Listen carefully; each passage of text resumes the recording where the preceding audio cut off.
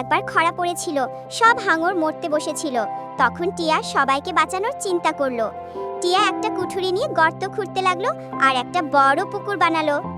একটার পর একটা করে অনেকগুলো পুকুর তৈরি করে ফেললো। তারপর টিয়া একটা বালতি নিয়ে দূরে নদী থেকে পানি ভরে সেই পুকুরগুলো ভরতে লাগলো। পানি দিয়ে সব পুকুর টলটলে নীল হয়ে গেল।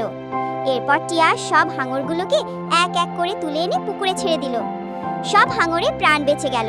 তারা আনন্দে লাফাতে লাগলো। কিন্তু টিয়া কাঁদতে লাগলো, কারণ কেউই তাকে লাইক বা সাবস্ক্রাইব করেনি।